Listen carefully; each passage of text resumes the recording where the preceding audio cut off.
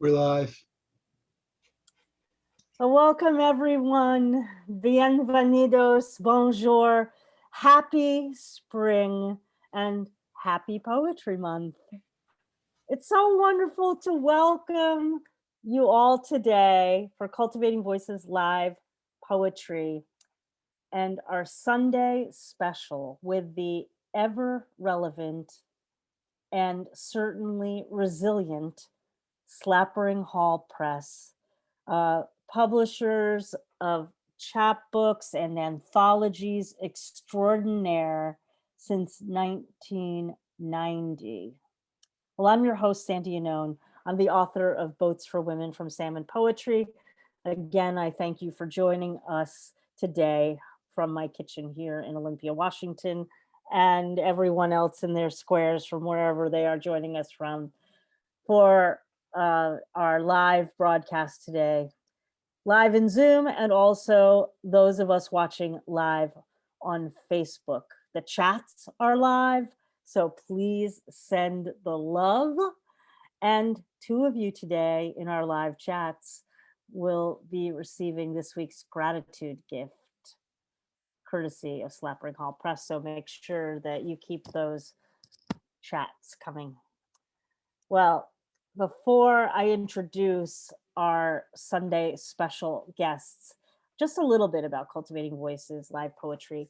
Cultivating Voices Live Poetry began on March 29th, 2020, in response to the shutdowns of in-person venues everywhere, and has developed into an international, intersectional, intergenerational reading series and poetry community, now with approaching 2,600 members worldwide. We alternate weekly readings between our ever popular new book showcase, our poets focused readings with a theme and a live open mic, and our occasional special event like today's Sunday special with the poets of Slapering Hol Press. Well, now to today's program. It is just honestly my very distinct pleasure to welcome Slapering Hol Press and poet and founder of the Hudson Valley Writers Center and founding and current editor of Slapering Hol Press, Margo Taft, to talk a little bit about the press before we hear from some of the poets. And I wanted to just say thank you. You're getting the accolades and applause that you should for this very visionary endeavor that you undertook decades ago, and that highlights and elevates and amplifies emerging writers and the beautiful art of chapbook, of that is the chapbook. I really admire what you have done, and it is such an honor and pleasure to have you with us today, Margo. Thank you so much, Sandy. And also thank you, Don. I think so highly of both of your poetry, and I've known Don since the 1960s. We took a workshop with Denise Levertov, which was a formative experience for both of us and changed our lives. But thank you for organizing this wonderful series.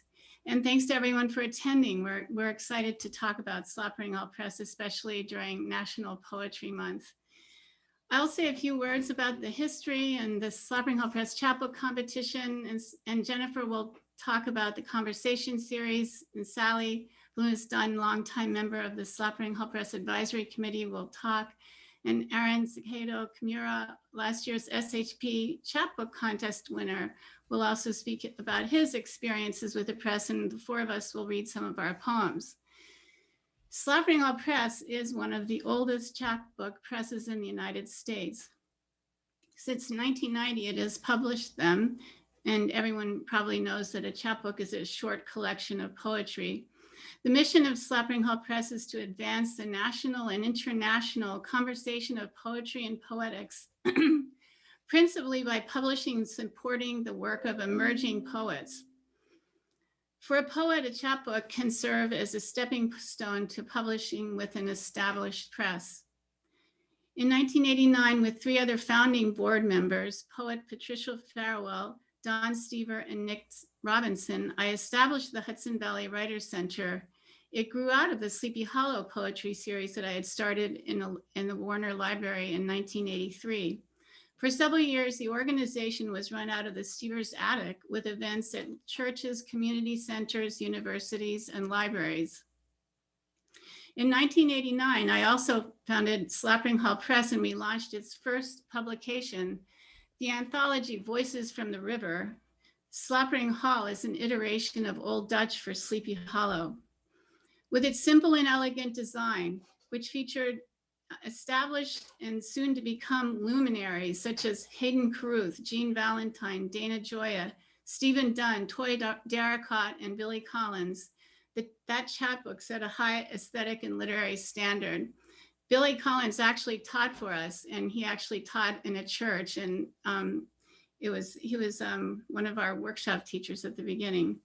After its inaugural publication, Slapering Hol Press co-editor Stephanie Strickland and I focused the mission of the press on publishing emerging poets. Since 1990, SHP has conducted a yearly and anonymously judged national competition for the publication of a chapbook by a poet who is not previously published in book form. Many of the winning SHP poets have gone on to publish additional chapbooks and full-length collections and to become notable members of the literary community. In 2004, after poet Stephanie Strickland retired as co-editor, and she served for several decades, I created the SHP Advisory Committee, which consists of respected published poets, such as Sally Bliumis-Dunn, who will be talking with you, some with expertise in small presses and teaching. Poets Mervyn Taylor, Peggy Ellsberg, Jennifer Franklin, and I serve as the current SHP co-editors. Many SHP authors have accomplished remarkable achievements in the literary field, and I would like to tell you about all of them. But in the interest of brevity, I invite you to visit the Hudson Valley Writers Center Slapering Hol Press website, which is www.writerscenter.org, and read about all of the amazing authors and their publications. You can also find information about the SHP readings, and Jennifer Franklin is the program director of the Writers Center and has established a stunning reading series. And actually there's a reading she can tell you about coming up on Wednesday, and just amazing readings on a monthly basis. And you'll also find workshops and guidelines for the chapbook contest. Slapering Hol Press has published several anthologies and special publications. For instance, in 2014, SHP published the debut box set of 7 new African poets. And this is what it looks like. If you can see it, I hope you can. And they include TJ Dima, Clifton Gachagua, Tsitsi Jaji, Nick Makoa, Ladim Osman, Warsan Shire, Len Vervey, and it's edited by Kwame Dawes and Chris Albani, and we published in collaboration with Prairie Schooner and the Poetry Foundation Poets in the World series. Ilya Kaminsky was the series co-editor. And Jennifer is going to take over now and say a few words about the press. Thank you very much.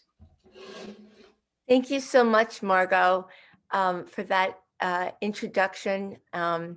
Thank you, Sandy. Thank you, Don. Thank you all for being here today to hear about Slapering Hol Press and to hear us read some of our poems. As Margo said, I was going to talk to you a little bit about the Slapering Hol Press Conversation chapbook series. It amplifies established and emerging women poets with each of its 7 titles so far. We featured Elizabeth Alexander before she was Obama's inaugural poet, with the Cornell University professor Lyrae Van Cleef Stefanon. And our second book was Star of Pitt poets Denise Duhamel with Amy Lemon, then former Poetry Society of America's Molly Peacock with Amy M. Clark, then Kim Adnizio and Stegner Fellow and Barnard Prize winner Brittany Purum. Then we had Kimiko Hahn with poet and social justice activist Timiko Bayer, who has just come out with her new full-length collection with Alice James Press. And then we came full circle and asked Lyra Van Clough-Stefanon to be the master woman poet. And she chose one of her recently graduated undergrads from Cornell, Leela Chantrell, for their chapbook. And finally, Cave Canem co-founder Toy Darracott chose the poet and essayist Dawn Lundy Martin to do the conversation chapbook with her. So if none of you have seen these chapbooks, they're very beautiful. This is our most recent one, and this is the one by Toy Darracott and Dawn Lundy Martin. It's called A Bruise is a Figure of Remembrance. And Ed Rayer is the designer of all of our chapbooks, and he does a beautiful job doing letterpress covers and hand stitching them. And I'm not sure if you can easily see this. You can probably see it better with Aaron's. He will show you when he reads, but they're hand stitched. And that's our most recent book. You can get these titles on our website in the Slapering Hol Press bookstore. We're not quite sure yet who our next conversation duo will be, but we will certainly keep all of you posted on that. Of the 14 poets in the series, we're very proud that 8 are poets of color and 5 are LGBTQ poets. In order to get a more diverse submission pool for our annual Emerging Writers Chapbook competition, we now offer free submissions to all BIPOC poets. And this is an initiative that we really hope will bring in a lot of new voices to our Slapering Hol Press contest. It's due on June 15th. So we hope that if you have a chapbook collection that you have been working on and you've never published a book or a chapbook, we would love to read your work. So please do look up the guidelines and send your work to us before June 15th. Thank you all. Thank you, Margo, and thank you, Jennifer. I really appreciate you living in action, the putting into action the spirit of your mission. And what fantastic work. I actually, Kim Parsons and I actually met at the University of Nebraska, and I was an editorial assistant at Prairie Scooter. So I will, under Hilda Raz, of course, not Kwame Dawes, I'm older than that. So I'm really looking forward to getting that chapbook series. What extraordinary work. Thank you. Well, now we get the beautiful pleasure of having heard this history firsthand, and of course your invitation to submit your chapbook manuscripts to Slapering Hol Press. We now get to hear some poetry. So I am extraordinarily excited to introduce first Aaron Caycedo-Kimura, whom I've learned today lives in my hometown that I grew up in until I was 12 years old. Aaron is the author of the chapbook Umasute from Slapering Hol Press, of course, and there it is, 2021. The fandom is in full swing today. And also the forthcoming full-length collection, Common Grace from Beacon Press, next year in 2022. Please come back, Aaron, and feature on our new book showcase, of course. Aaron's poetry has appeared in Beloit Poetry Journal, Poet Lore, DMQ Review, Tool Review, Louisiana Literature, The Night Heron Barks, and elsewhere. Aaron earned his MFA in creative writing from Boston University and is a recipient of a Robert Pinsky Global Fellowship in Poetry. extraordinary. Would you please welcome Aaron Caycedo-Kimura. Hello, everyone. Thank you, Sandy. Thank you so much. Thank you for having us here today. I'm very happy to be here and honored to be reading with Sally, Jennifer, and Margo. Before I do read, though, I'd like to say just a little bit about my experience at Slapering Hol Press. My initial experience was actually reading the guidelines for the chapbook competition. I had never heard of Slapering Hol before, but I knew of Jennifer and her poetry. So I was following her on social media. I didn't know she was a co-editor of the press. And one day she posted this competition. So I thought I really should check it out because I had a chapbook manuscript and which I was already sending out to many other contests. Now with these guidelines, I noticed right away reading them that they read differently to me. They felt different from other guidelines I had come across. They made me feel that the press really cared about this competition, and they do, and really respected the writers who submitted. The guidelines were so clear, so specific, detailed, and in large part to ensure the anonymity of the writers. The guidelines were also very clear that the press followed a certain contest code of ethics. Another thing, the second thing that I noticed about these guidelines about the competition, it has been already mentioned by Jennifer and Margo, and that is that this competition is only for people who have not published a chapbook or full length before. But what this told me is that they really care about helping writers who are just starting out. Even though I'm older, I consider myself a very young writer. I haven't been doing this for long. And a lot of the contests out there are for anyone and everyone at any stage of their careers. So if you have a chapbook manuscript and have never published a chapbook or a full length before, I strongly encourage you to submit.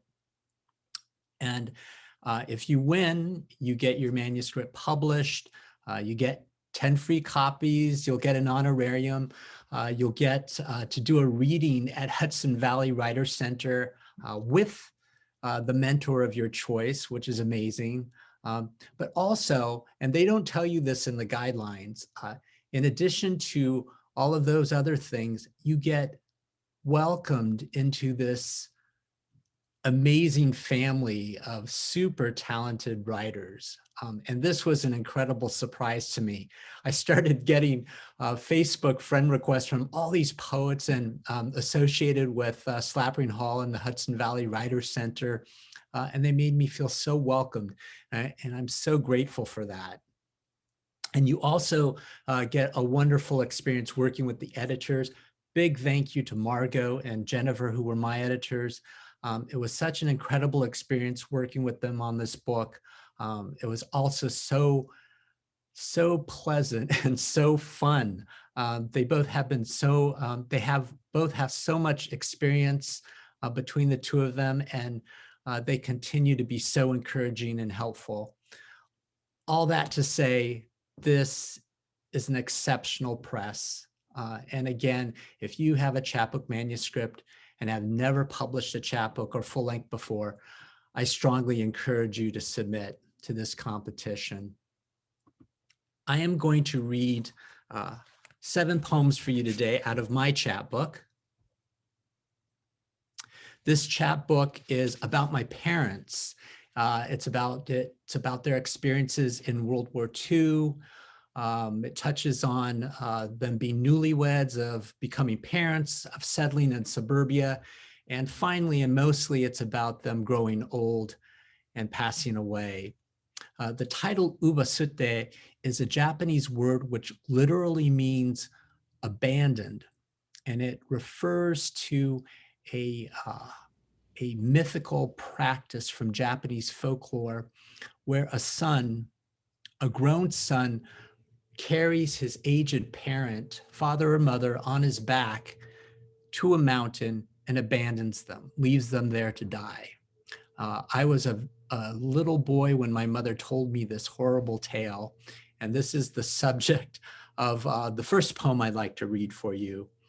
This first poem, it's a short poem, and it's an ekphrastic poem, and it's inspired by a woodblock print, if you could see that. It's inspired by this woodblock print by the master Tsukioka Yoshitoshi. And you could see here, I believe in the corner, the son with his mother on his back carrying her up the mountain. And the title of the woodblock print and the title of my poem is The Moon of Ubasute.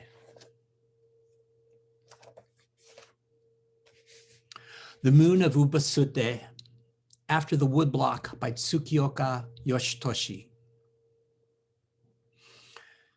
Years from now, when I am old, blind, and crippled, his mother said, you must carry me up the slope of Tanigawa, past the ancient knotted pine, leave me in a cradle of hakone grass and moss. Without pity, my son, the moon will watch as I reach for my mother. Okasan, Okasan. The ginkgos will bow, weep their leaves, bury me in gold.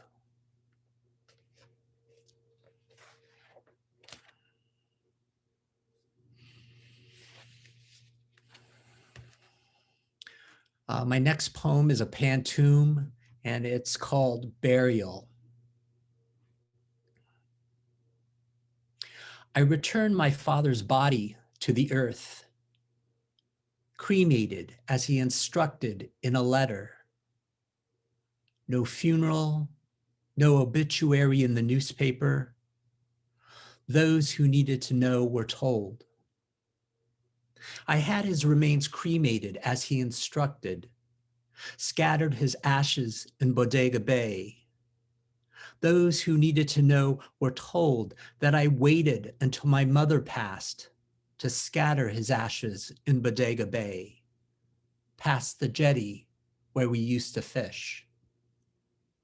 I waited until my mother passed, poured out their dust together, past the jetty where we used to fish, from the deck of the Miss Anita, seagulls calling overhead. I poured out their dust together with a handful of Uncle George from the deck of the Miss Anita, seagulls calling overhead. No funeral, no obituary in the newspaper. With a handful of Uncle George, I returned their bodies to the earth.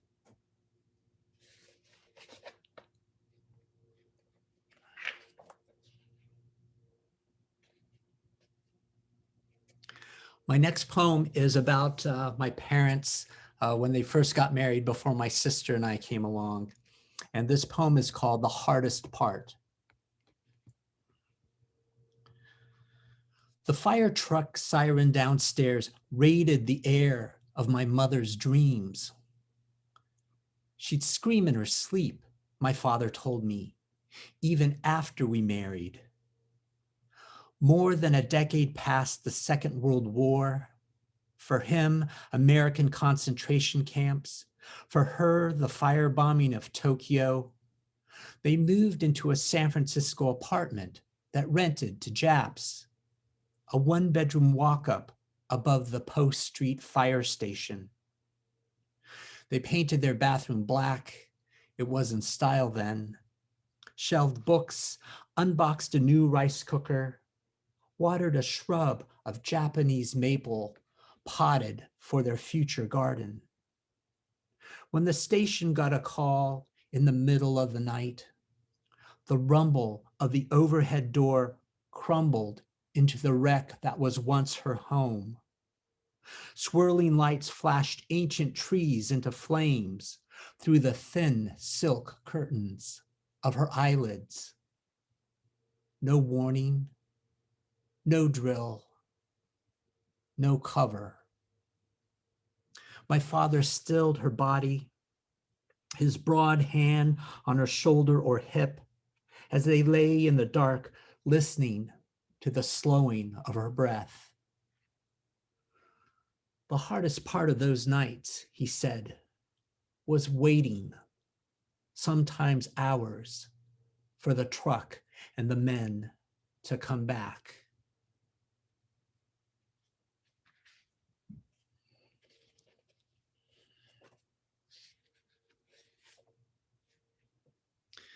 The title of my next poem is actually my mother's name. Her name was Hama. It's a Japanese name, and it's spelled H-A-M-A. Hama. I ease a pen into the curl of mom's hand, ask her to sign a check. She sits on the edge of her bed, barely lucid, slowly forms H, A, a faint blue ballpoint cursive, a ripple, an echo, H, A, again, her hand can't write what comes next. Her name is Japanese for beach. I say, it's okay. Help her lie back. Wonder as her eyes close if her memory washes ashore somewhere.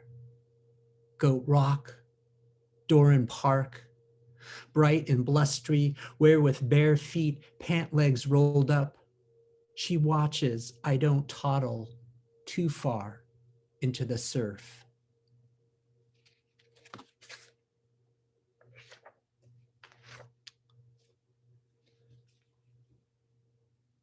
My next poem is called Memorial. Straight as steel, hands on hips, Dad balances like a hood ornament on Irving Wasserman's head. He stands feet shoulder width apart, arms stretched out wide. A towel turban cushions his scalp. On the San Francisco Marina Green, sunbathers pay no attention to the two college gymnasts in tight swim trunks. The black and white image is attached to an email Irv sent this morning. He says he lost contact after my parents married 60 years ago, would like to reconnect. He doesn't know he's 7 years too late. No online obit, found me through my website. He calls my father remarkable, a word I never heard used to describe him. But yes, look, there he is, poised in the air, the husband who never cheated, the father who never struck me.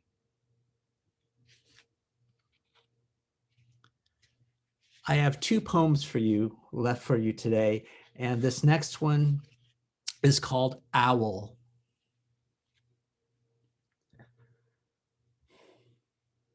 Morning ghost, white, burnt umber.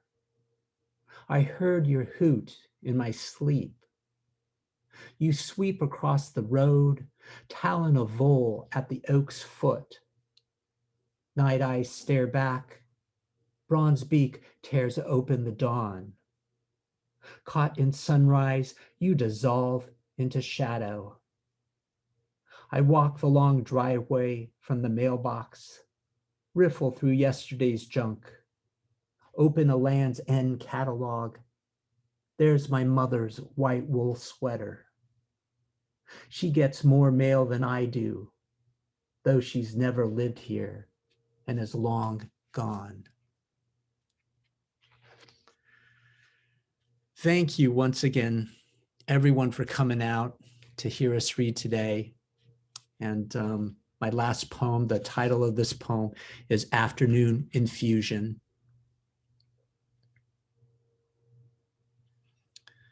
She panics 3 hellos, as if startled by the noise of an empty house.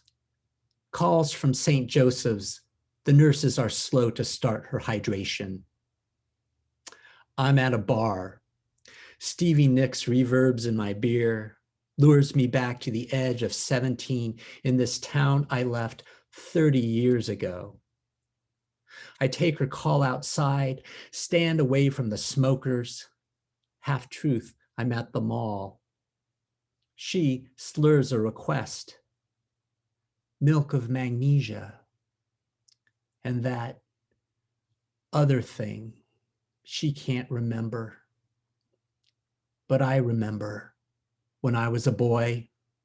She told me about the mythical Japanese custom, ubasute. A grown son lifts his aged mother on his back, delivers her to a mountain, leaves her to die. I'll come pick you up after chemo, I say, and hang up, realizing she's already cradled by the mountain.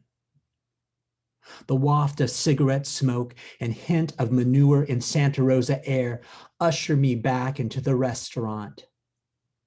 The hostess smiles, welcomes me. Clueless, I have come and gone.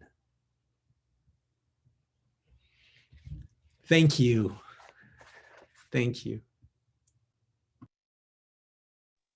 Oh, thank you so much for starting us off with such just a moving, lyrical, beautiful reading. Aaron Caycedo, Aaron Caycedo-Kimura, beautiful. The chapbook is Uba Sute, of course, from Slapering Hol Press. So, well, get ready to be mailing some of those out this week. And of course, congratulations on your forthcoming book from Beacon Press. And I mean it, really do come back with us and read with us from your new collection. Well, we move on now to another luminary in the catalog from Slapering Hol Press. Sally Bliumis-Dunn teaches modern poetry at Manhattanville College and the Palm Beach Poetry Festival. Her poems appeared in New Ohio Review, Plume, Paris Review, Prairie Schooner, Poetry London, the New York Times, PBS NewsHour, Upstreet, the Writer's Almanac, Academy of American Poets Poem a Day, and one of my favorites, being from Nebraska, spending time in Nebraska, Ted Kuzer's column, among many, many others. We just had a Ted Kuzer tribute last 2 weeks ago. Sally in 2002 was a finalist for the Nimrod Hardiman Pablo Neruda Prize. Sally Bliumis-Dunn's third full-length collection, Echolocation, was published by Plume Editions, Mad Hat Press in March. Echolocation was longlisted for the Julie Suk Award and was a finalist for both the Eric Hoffer Award and Poetry by the Seas Best Book Award. Would you please give a grand welcome to Sally Bliumis-Dunn?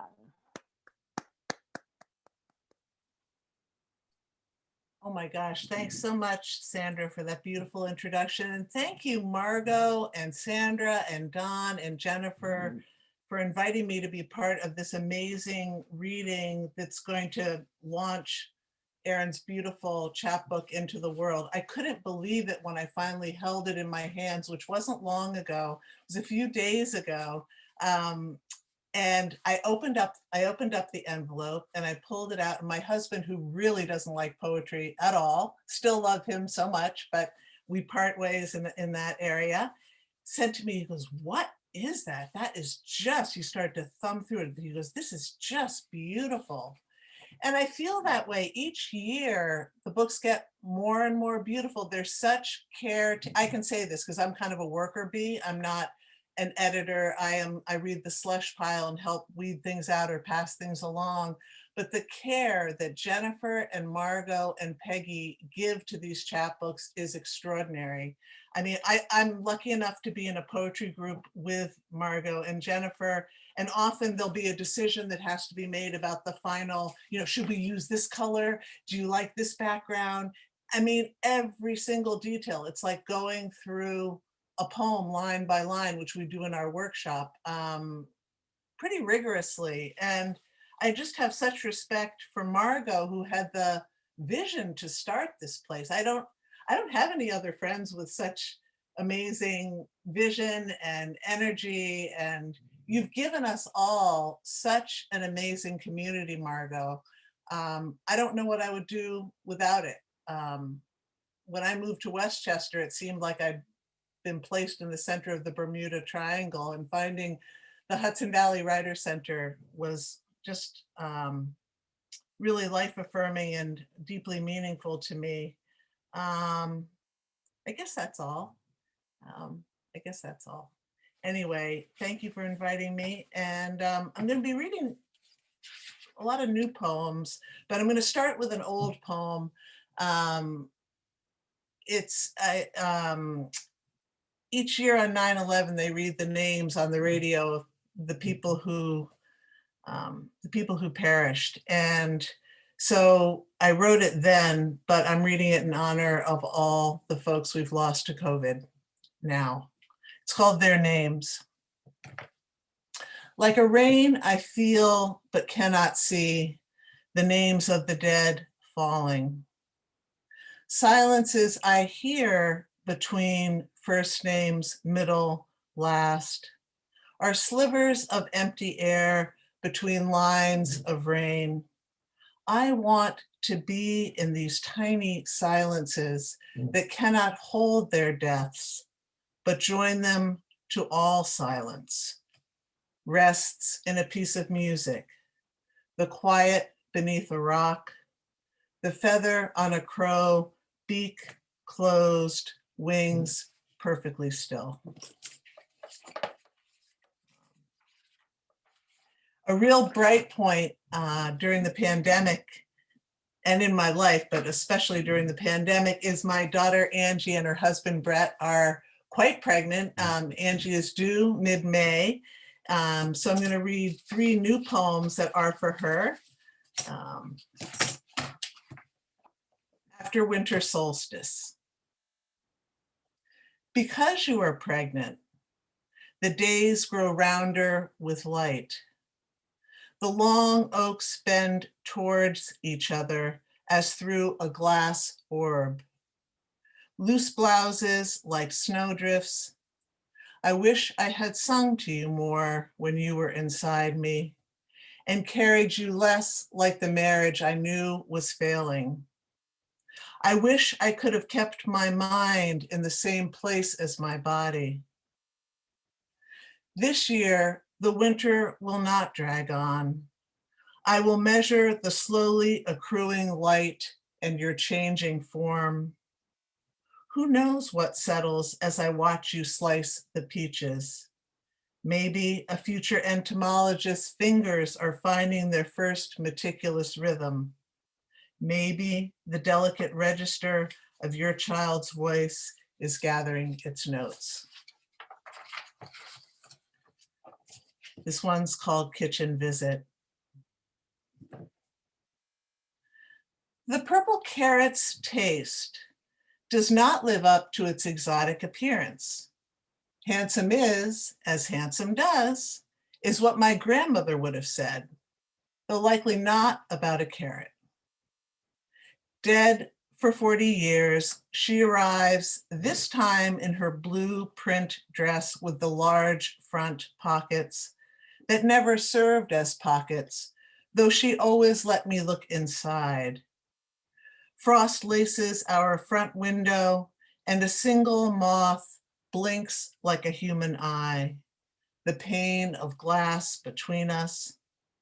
The purple carrot on the counter cannot account for why my grandmother appears, now as a moth on the window, and later as the knitted sweaters folded in my closet, just the way she taught me.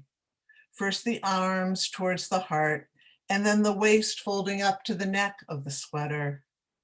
Like the impossible pose in yoga, she is holding for me now, as only a ghost can, and inhabiting my pregnant daughter, herself a yoga teacher. I can sense her there, looking out at me from the womb where her first great grandchild grows.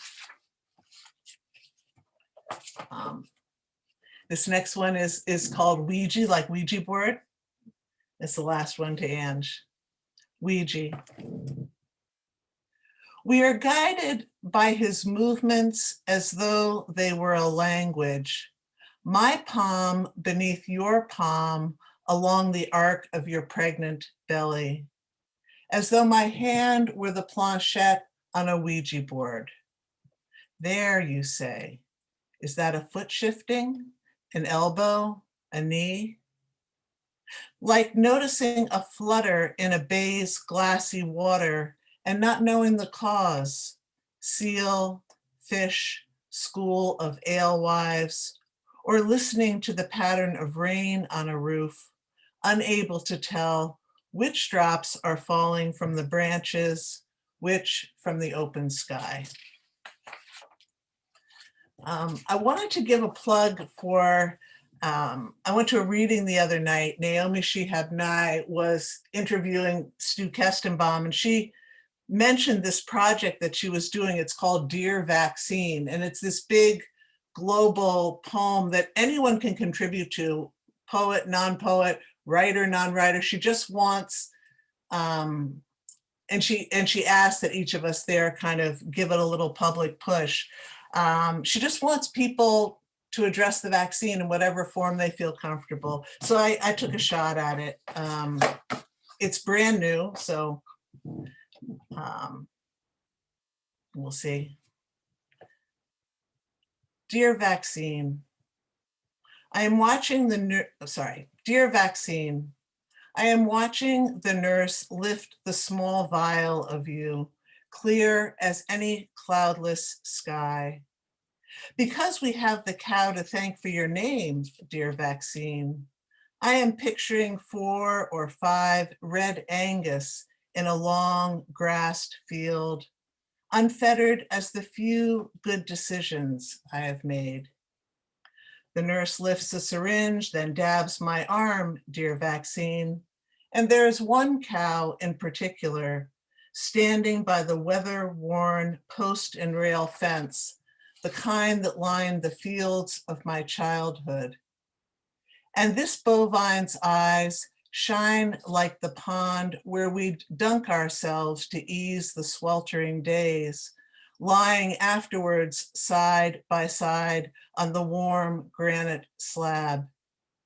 Dear Vaccine, I'm remembering one afternoon when Lila nearly drowned and father dove in, dove down and pulled her up blued but coughing. And we all cried with the kind of relief we'd never felt before. I watched the nurse, dear Vaccine, and thanked her and thanked her and thanked her once more.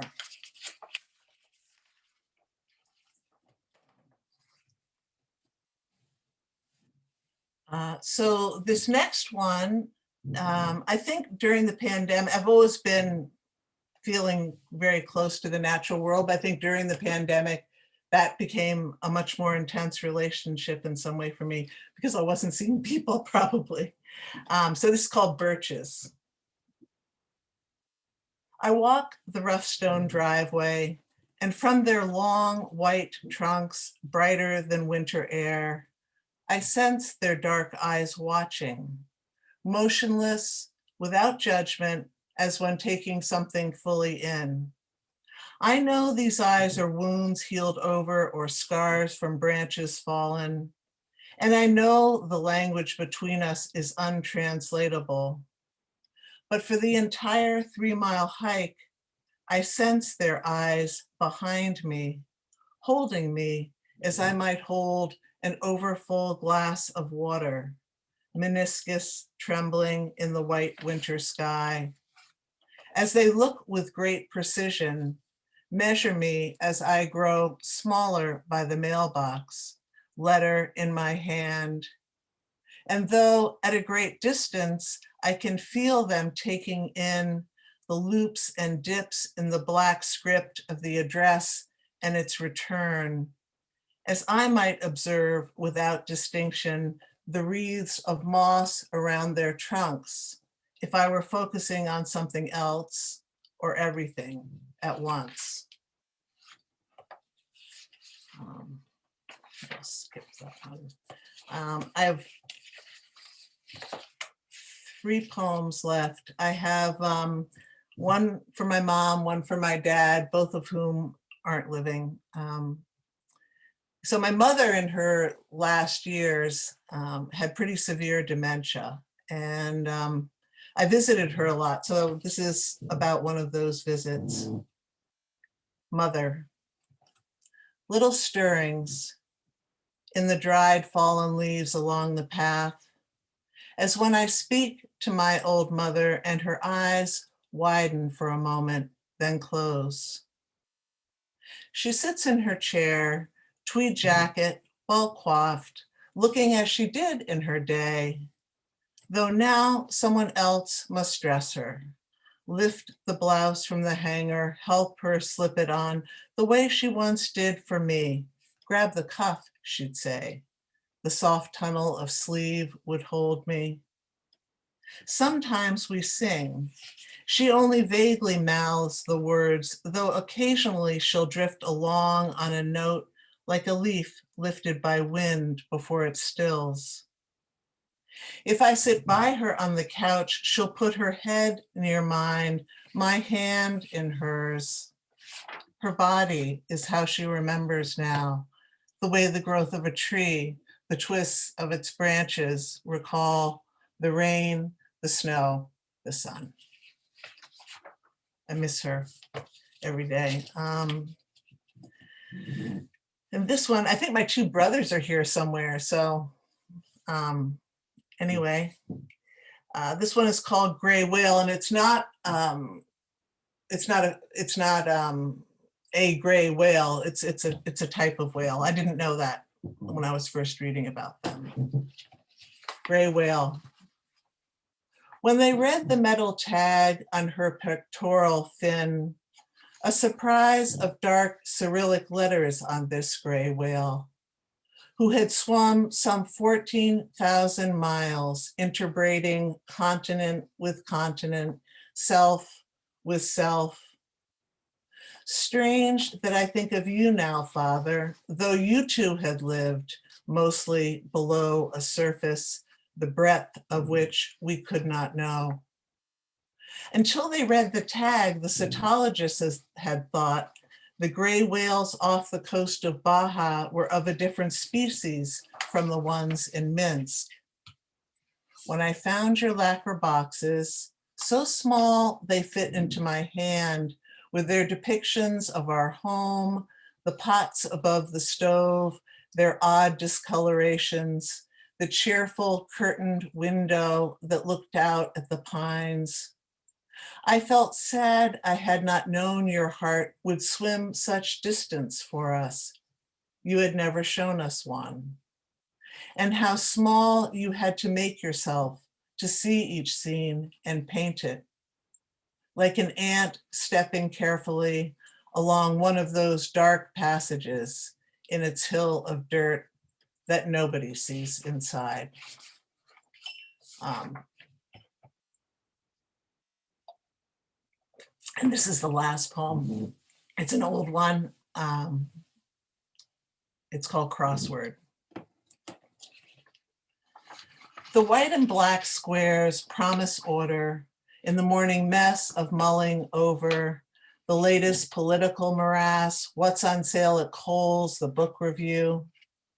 each letter shared, which lifts away some sheen of loneliness I can't quite explain. This week, arsenic and forsythia are joined by their eyes like long estranged cousins. And when they ask for the French equivalent of sky, I am back on a wooden chair in Madame Beaumoulins' 8th grade class, passing a note to David, having no idea as my hand grazes his that he will drown sailing that next summer. I like doing the crossword with my husband. Source of support, 3 letters. I'm the one who guesses it, glad he doesn't think of bra in this way. The puzzle rests on the counter all week. I like coming back, looking at the same clue I found insolvable the day before. My mind often a mystery to me, turning corners when I sleep or I'm upstairs folding clothes. They get added to pounds. Yesterday, I thought it had to do with money or meat. Now I can see the chain link fence at the local animal shelter. Of course, strays.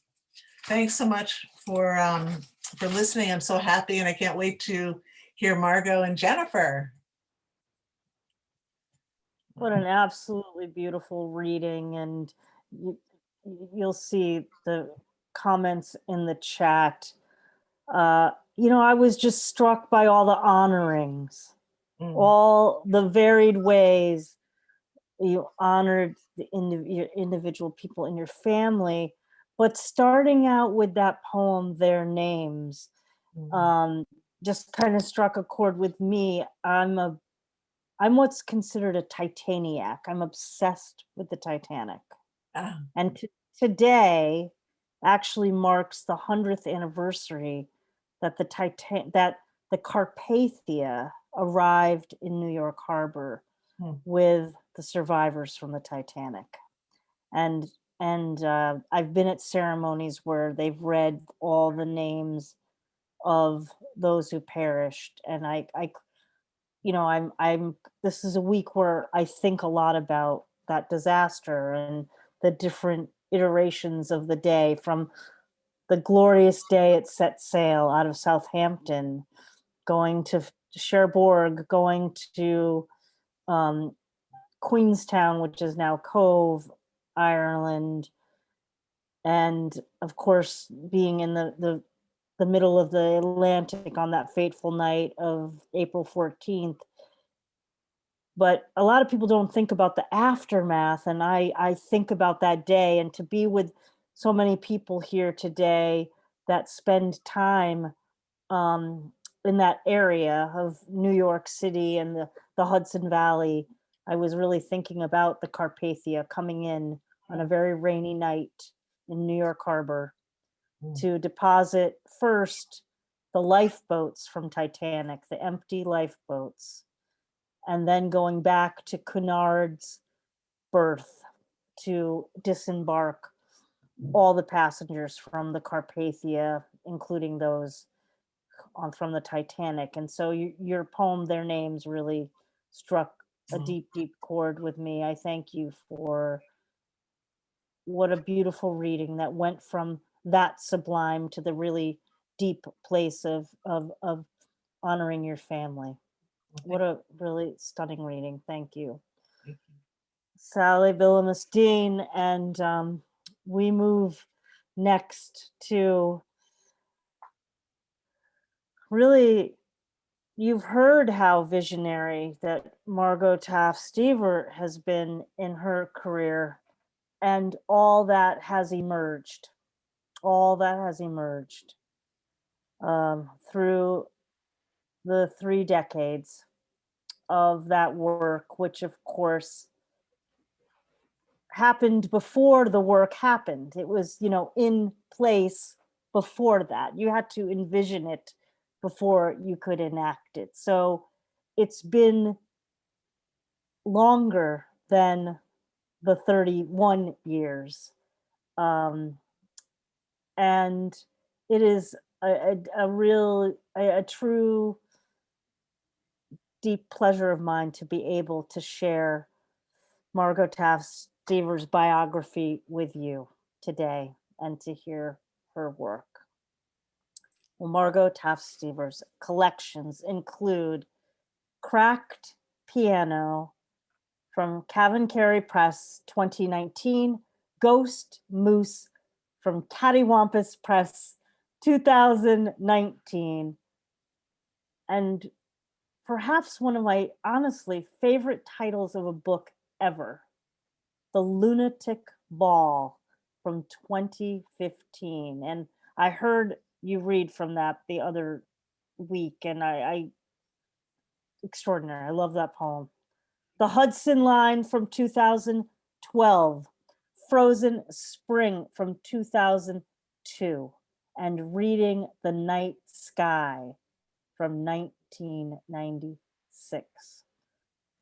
Obviously, her poems have appeared widely in Verse Daily, Plume, Prairie Schooner, Connecticut Review, Upstreet, and Salamander, among many others.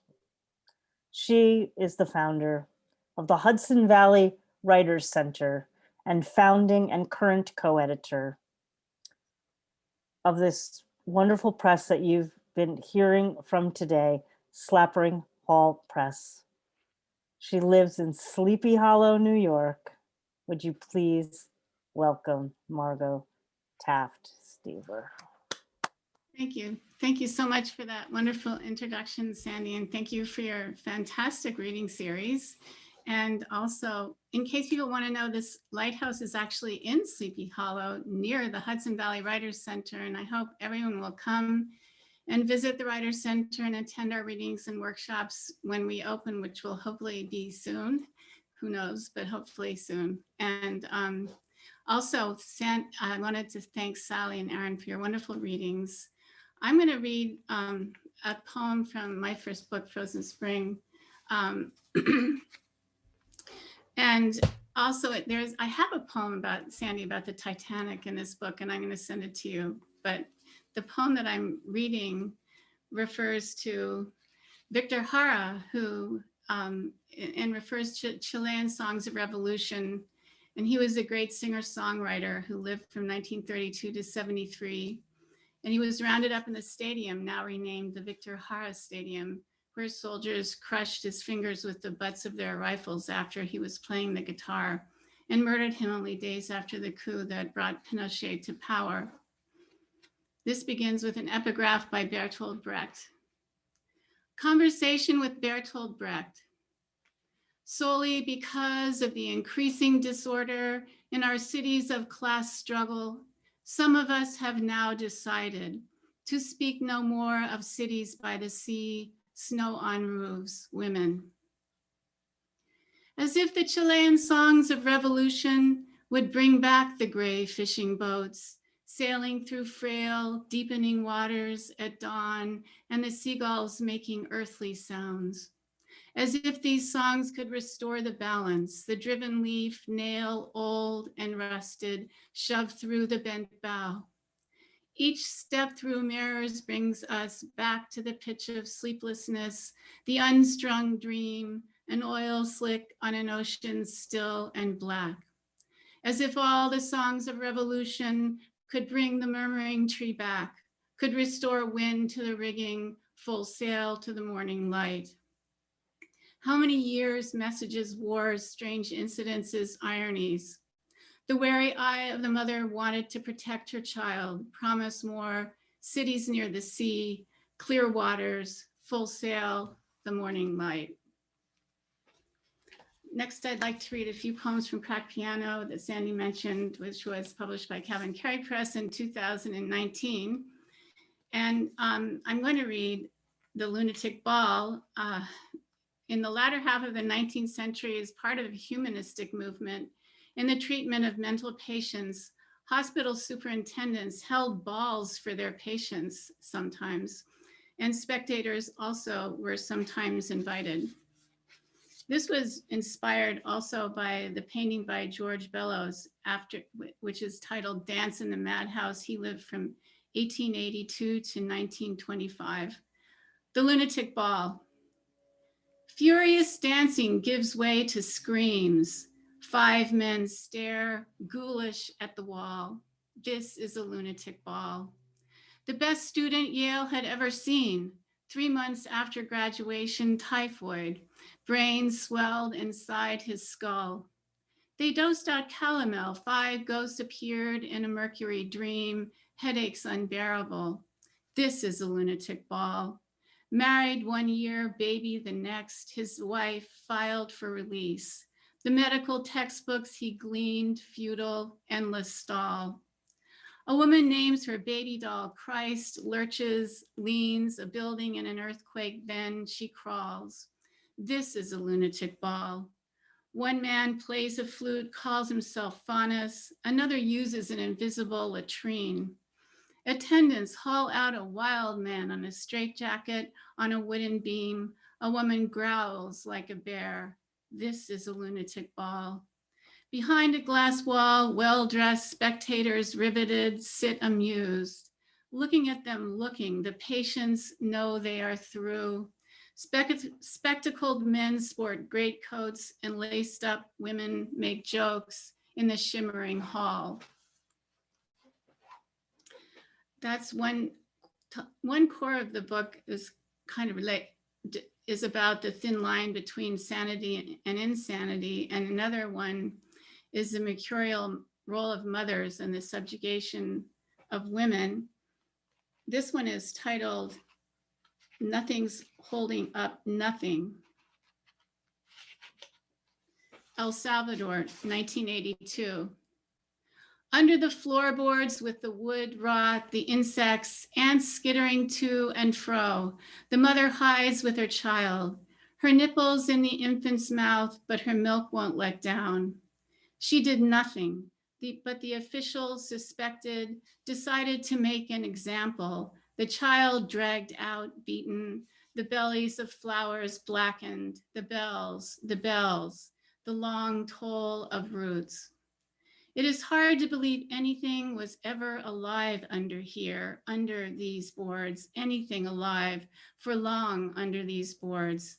Filaments break off in powder as if they never were wood, as if the hollows were roads going somewhere, as if the mother's breast could fill with milk, as if her child could breathe again. And here's one other mother-related poem titled Bottomland. Evening tidings, the preparations, each nestle, each cheep, like chicks calling, the winnowing anomie, all come to call too late, come to call for sleep. How a mother can change from angel to sour mud queen of all decay, by those who feel this sting, by those who cry out. Flail my heart upon the stone in the grove near the river bank, rushing water to the river break. Even the known becomes unknowable. Their small eyes look at me like chicks gathered against rain, staved. Thin rivulets of fear running away with itself fear, fearful fear. No one can talk to you. No one can listen. No one can touch you. This is not stillness. This is not the keeper of the estuary of the deep. Don't forget me. Don't forget that hill the horses cantered you down to the bottomland. From this stone, ageless heart, remember your mother, a mother who loved her children.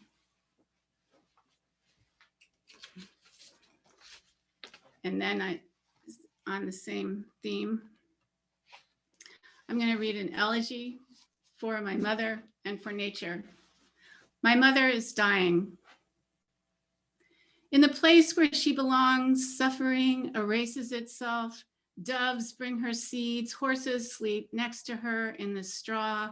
Where she belongs, a welcoming place holds her, keeps her from running away. The greenness of the hay turning to gold.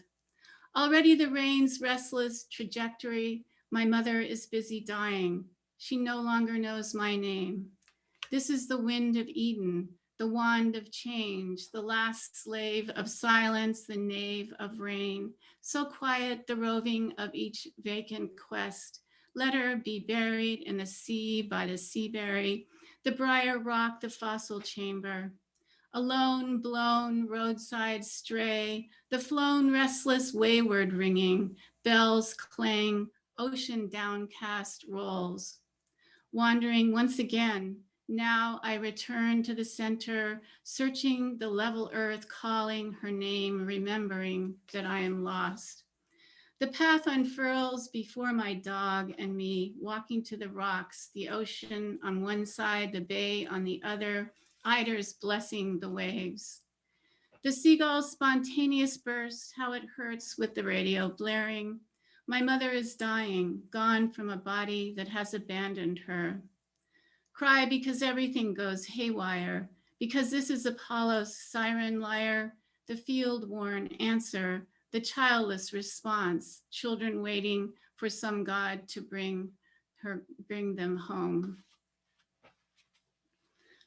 And then I just want to read a few poems from my chapbook, Ghost Moose, which was also published in 2019.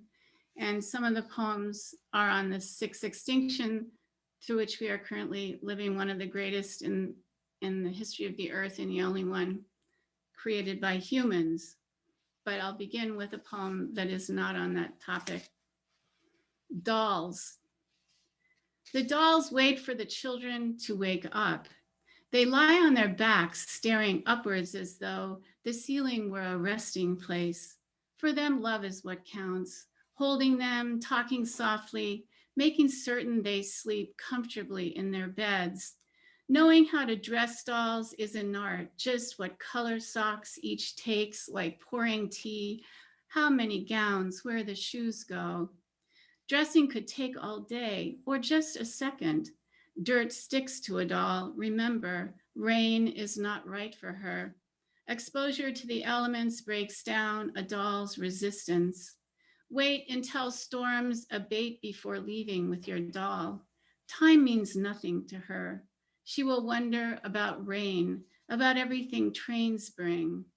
Tree flowers drape light strands like spider babies in soft wind. Dolls are restless on their feet all day, listening for helicopters. They gather on roads after rainfall to smell the concrete getting wet, the newly soaked pavement almost drunk after a dry spell. Dolls on boats head for rocks in high winds. How many times they wish the boat could reverse, but before motors were invented, everyone jumped ship. Each day, supermarket racks sport headlines, dolls gone sour, dolls born with beards, hair grown with snakes, Medusa-like. Not too many years ago, the subtext for the next poem might have seemed implausible. And I think someone mentioned this poem in the chat. End of horses. I write to you from the end of the time zone. You must realize that nothing survived after the horses were slaughtered. We sleep below the hollow, burned out stars. We look into dust bowls searching for horses.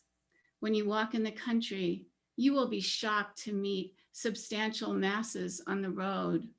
We do not know whom to accuse or where the horses were driven, who slaughtered them or for what purpose. Had the horses slept under the linden trees?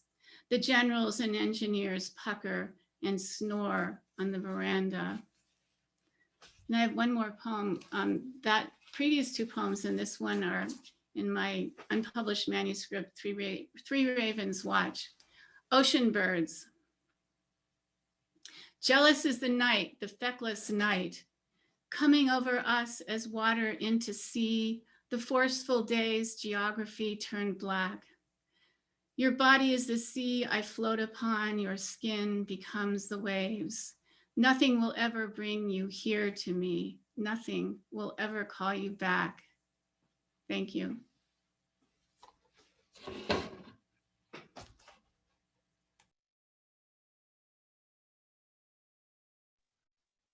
Wow, what a reading. I can't wait to, I have to say it. I mean, everybody who knows me knows I'm about to say it. I can't wait to read the Titanic poem, of course. Thank you so much, Margo. Honestly, to hear a poet of conscience and a person and a poet with an unwavering passion for poetry. Well, thank What you. a what a real gift to all of us here in the audience today. Well, we move from one extraordinary visionary human being to another one in Jennifer Franklin. Jennifer Franklin has published 2 full-length collections. Most recently, No Small Gift, 4-way books in 2018. And you are an exceptional, you do what I do all the time. I'm always holding up the books. You take the cake though. You're like way better, like you're right on cue. I might have to have you come to every reading in perpetuity because you're so good at that. Anyway, I'm going to start again because Jennifer's bio is worth repeating. Jennifer Franklin has published 2 full-length collections.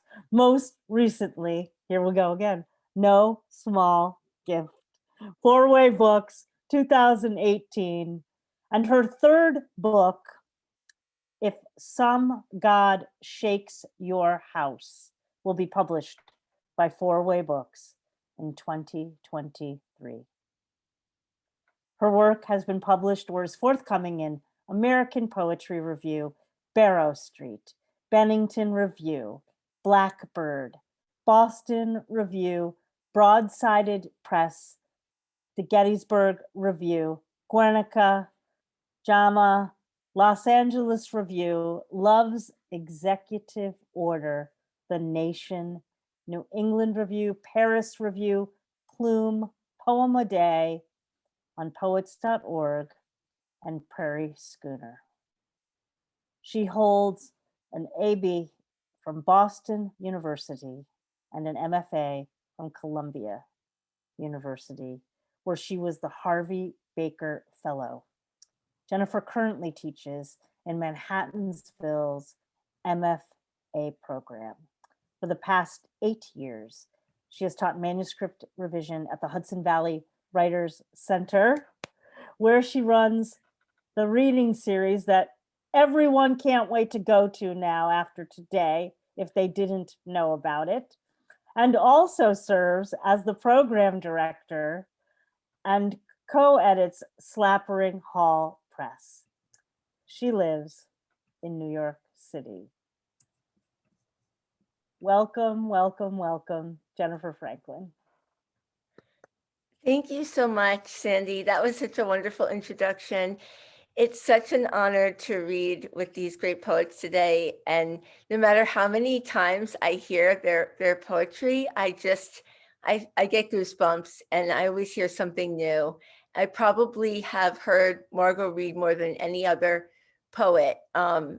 And it's just such a thrill to always read with you. And Aaron, your chapbook, I mean, I have to hold it up again because it is true what Sally said. They do keep getting more beautiful each year. And it doesn't seem possible that could happen, but it really is true. And I think Ed was just so inspired by the poems this time that, and the fact that Aaron picked this artwork, he reached a new level with this one. So the poems are incredible inside. And of course, Ed Rayer of Swamp Press did a beautiful job producing it. So we all had the same reaction Sally had when we got it in the mail. The texture of the paper, you can't see it on Zoom, is just stunning. So please do get Aaron's chapbook if you haven't already purchased it. He had more pre-orders than anyone else ever in the time of the press.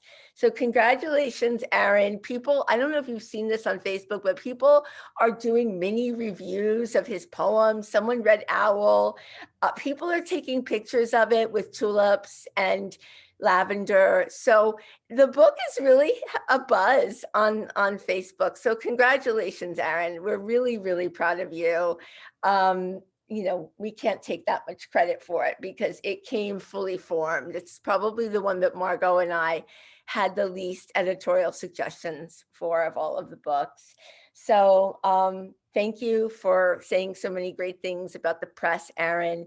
And Sally and Margo, it was great to hear your poems. And Sally, especially nice to hear your new daughter poems next to your mother poems. It was beautiful to hear them together because I've heard them separately and now hearing them together, it's really great. And Margo, I can't wait until your new book comes out. So I'm going to read a few new poems that are in the new book that Sandy talked about, If Some God Shakes Your House, and a couple of the old poems from No Small Gift. Before I start, Sandy, you'll like this, a Titanic story for you. I live right next to the little park where there's a Titanic memorial. You probably know about it at 106th Street and Broadway. It's a little park and it has a sculpture and it's for the couple who died, you know, together, Ida. Yeah, Strauss, exactly. And I'll send you some pictures I just took with all the tulips in bloom. So, so we will continue the Titanic.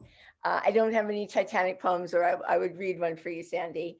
So the first poem I'm going to read today is called One Photograph, because I've been reading so much about anti-Semitic hate crimes in America lately. And I just saw a headline right before I came to this reading from the New Yorker about how a couple is moving to Berlin because it's deemed safer now for Jewish people than America.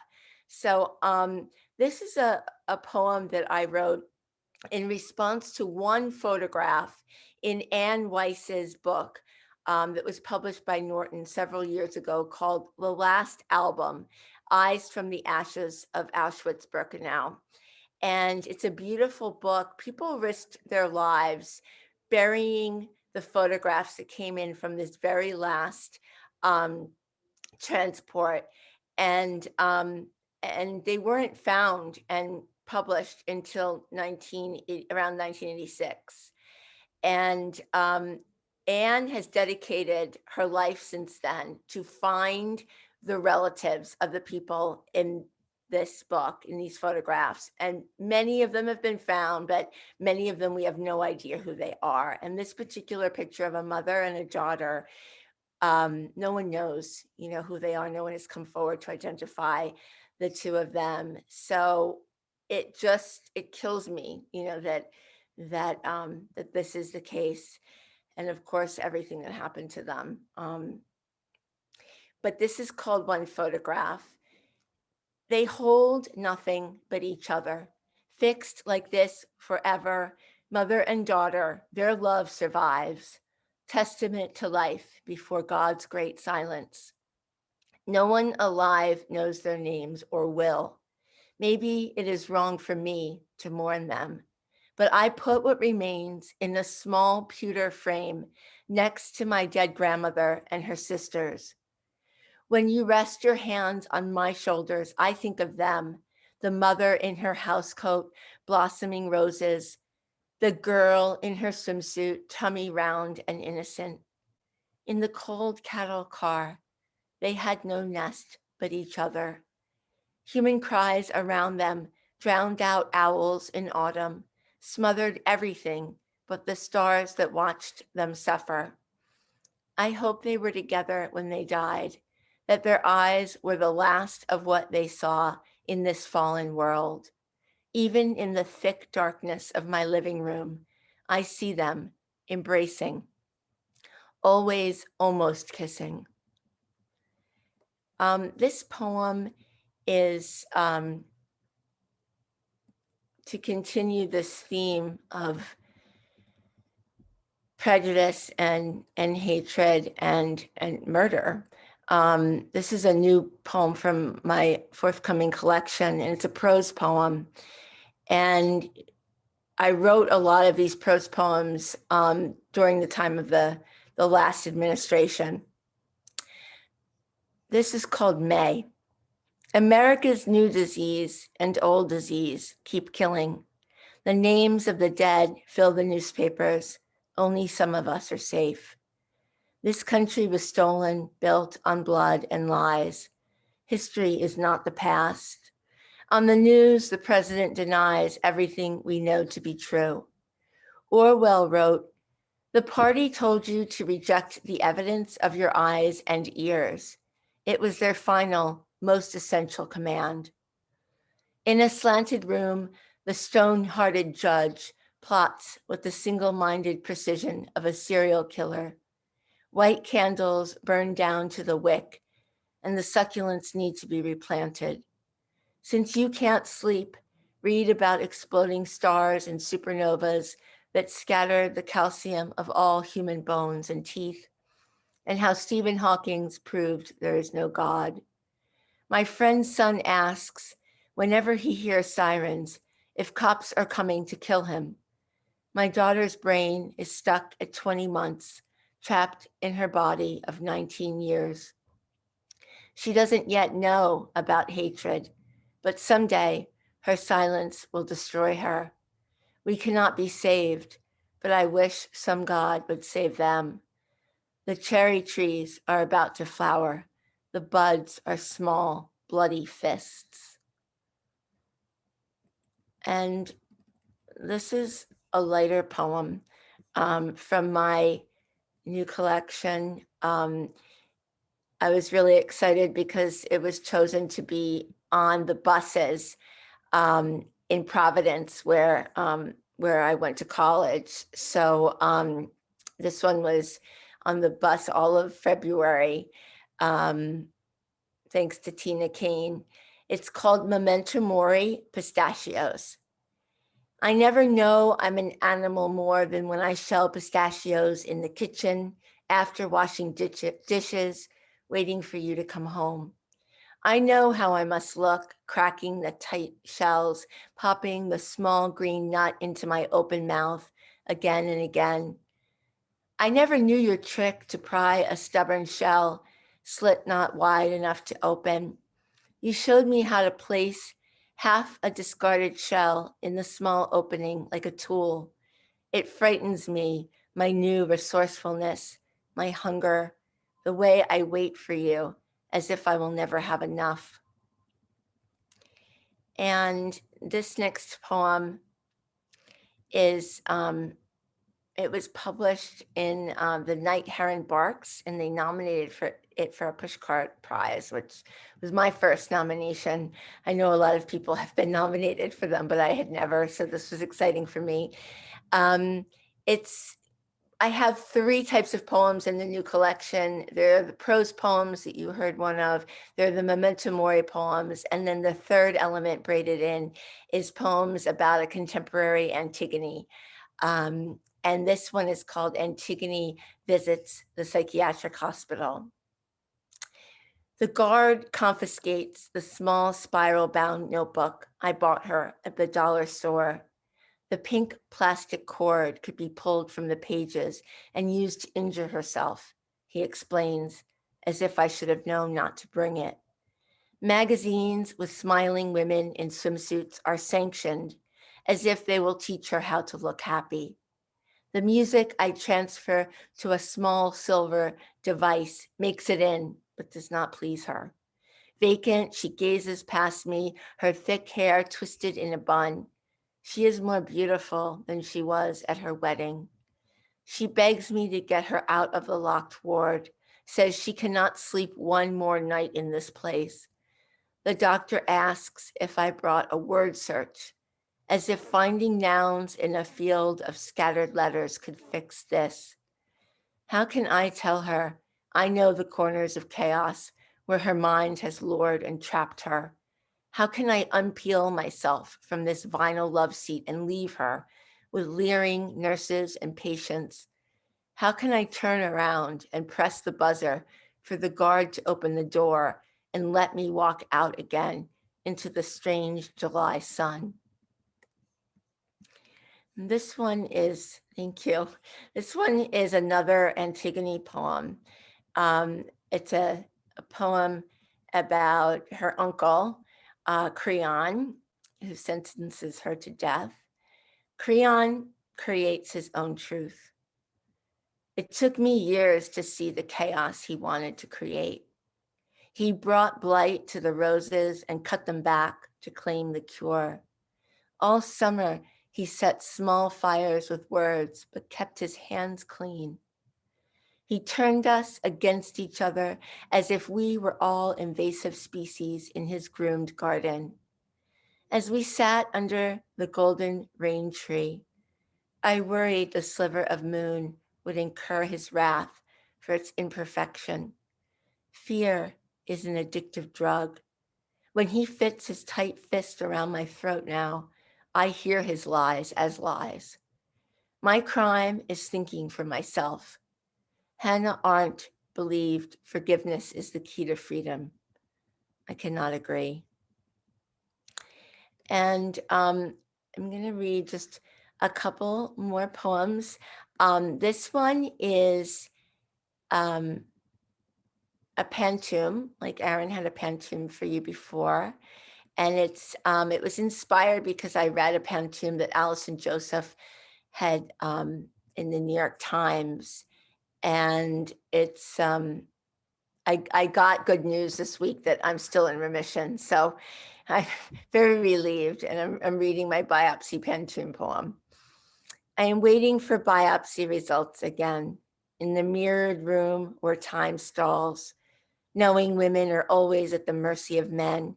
Even after I get the results, it will feel like my fault. In the mirrored room where time stalls, I stare at the same insipid face. Even after I get the results, it will feel like my fault. I walk the treadmill, regretting what I can't erase. I stare at the same insipid face. The longer I carry my body, the harder it is to tend. I walk the treadmill, regretting what I can't erase. Until I die, this worry will never end. The longer I carry my body, the harder it is to tend. Knowing women are always at the mercy of men. Until I die, this worry will not end. I am waiting for biopsy results again. And I'm going to end with this prose poem. This was written at the very beginning of the pandemic when we thought we might all have COVID.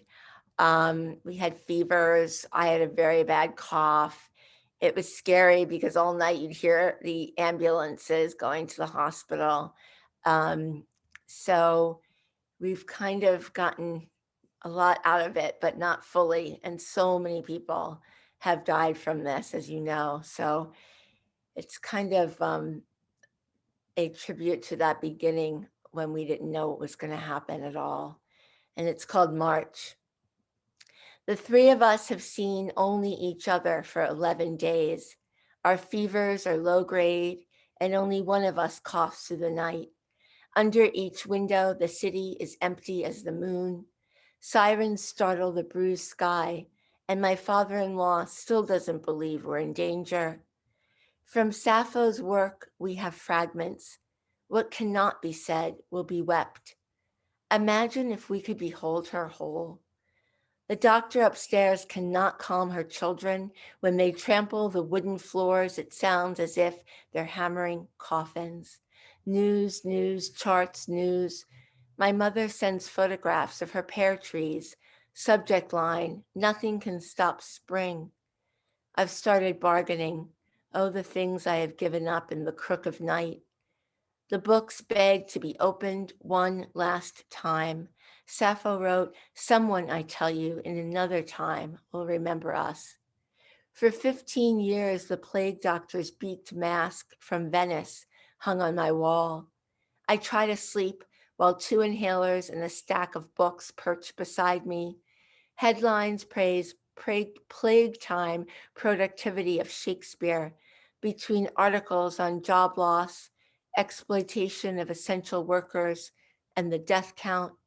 My students flatten to faces on a screen. I scroll past memes of Dickinson as saint of social distancing and unfriend everyone who claims we should not stay inside. 2 drinks in, my brother texts with grim predictions while I try to read 12 pages of War and Peace for an online book club sprung up overnight. Musicians play to an empty theater. 2 kinds of cancer continue to grow in my father, his surgery suspended while they ready the hospital for hundreds of patients who can't breathe.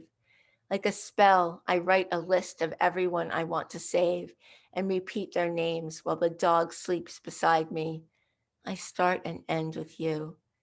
It is already morning in Italy.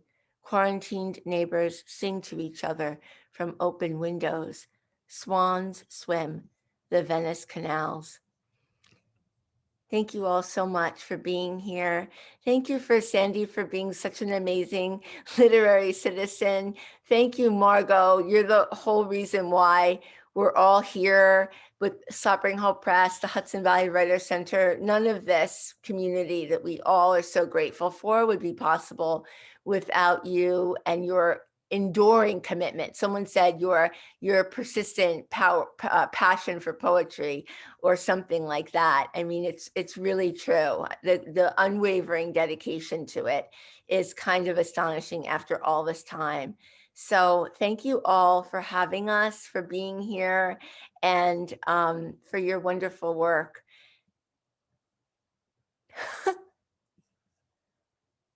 Don't forget to check out our reading series and all of the chapbooks online in our bookstore for Slapering Hol Press. This is our little pamphlet that we send out when you order chapbooks. I thank you first, Jennifer, for your reading, which was breathtaking. I mean, I'm kind of speechless, and which is the best thing for me to be Thank you so after a much, poetry Sandy. reading. Before I make some final kind of announcements about things and kind of wrap up for today, I mean, first of all, I'm sure that all of us would be all too happy to do another round, like to do the reading all over again.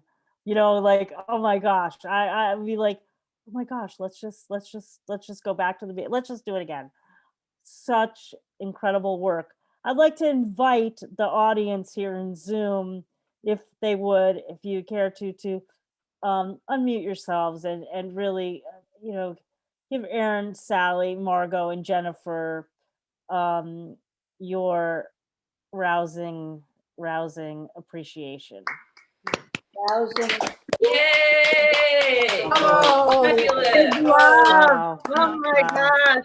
Oh, Right, Kate. wonderful. Like, Big wow, love. wow, Big love. amazing. Carolyn, hello.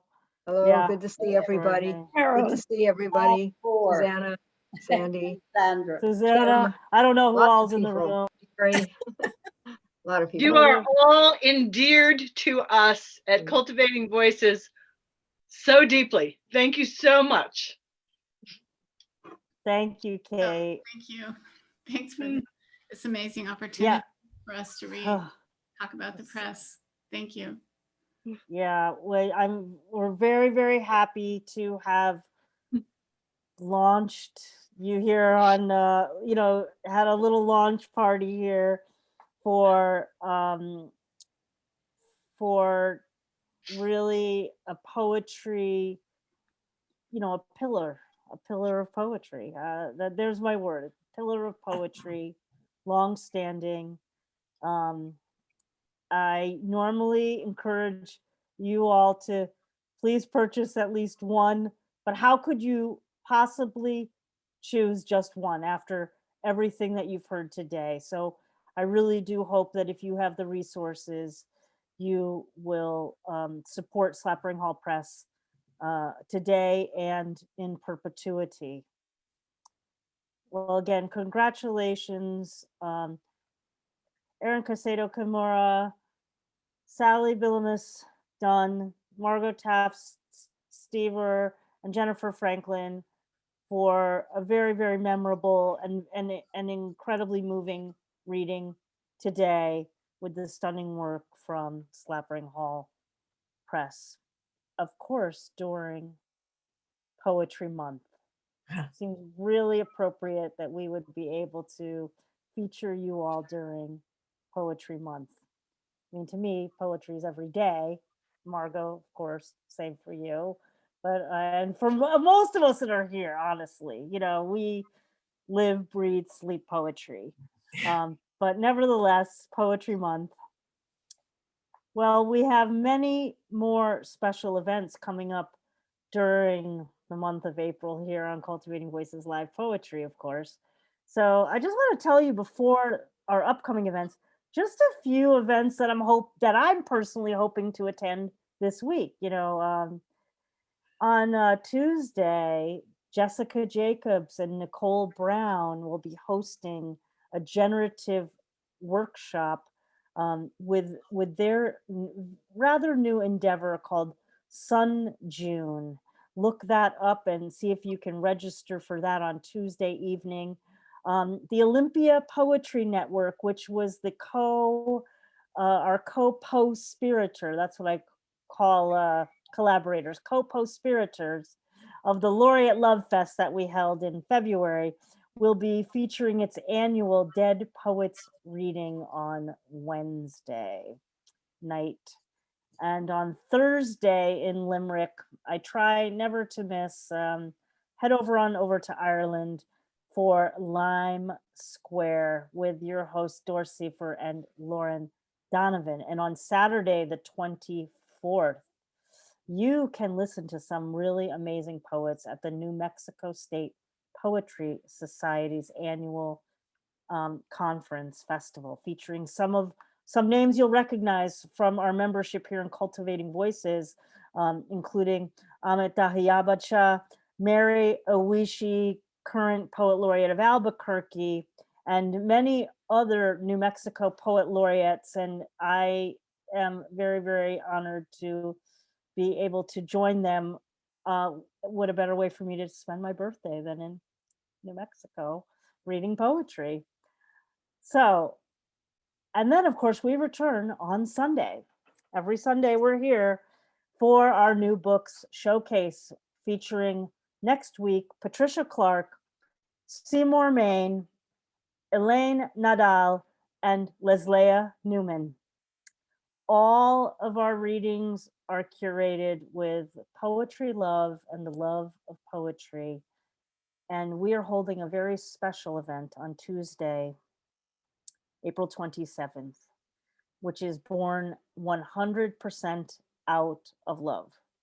We will be gathering to remember the poet and the poetry of Evan Boland with 4 special guests who knew her in various capacities. We will be hosting Catherine Ann Cullen, who is the inaugural poet in residence at Poetry Ireland. Jessie Lendenny, the founder and managing editor of Salmon Poetry, celebrating its 40th year this year.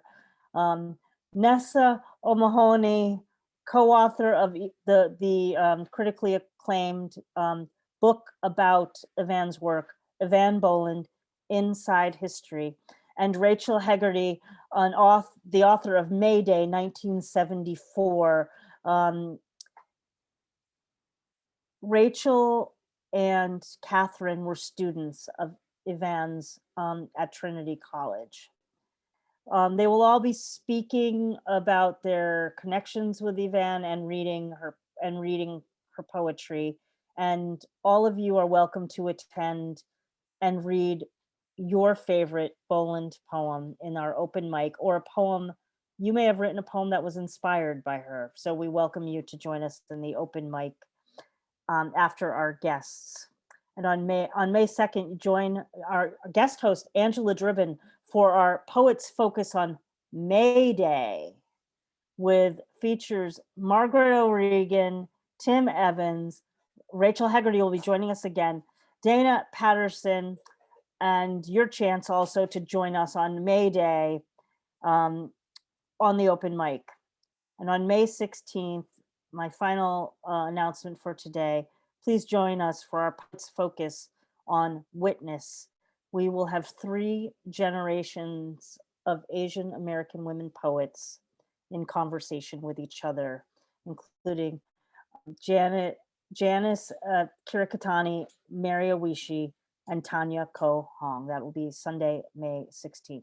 Well, you can register for all of our readings on the events pages for each of the readings. And of course, you can join us live in Zoom if you do that registration, and watch live on Facebook, of course, as we used to do back in the old days, last March. Well, I want to thank you all for really, I'm astounded by the reading today, and I'm astounded most Sundays. And thank you for joining me, and thank you for joining all of us together here in Zoom. Thanks to Don Krieger, of course. I say it every week, but the thanks does not diminish at all. In fact, it increases. Don Krieger, poet, timekeeper, technical wizard, and to Kim Ports Parsons, who is the visuals of Cultivating Voices, creating our beautiful visuals for our series. And of course, to the co-founder Elizabeth Ann, my sister, I want to send a lot of peace out to all of you from wherever you are joining us today. And until we meet up again, I bid you ahoy, safe travels, and of course, keep writing. And buy those chapbooks from Slapering Hol Press. Thanks, everybody. We'll see you soon.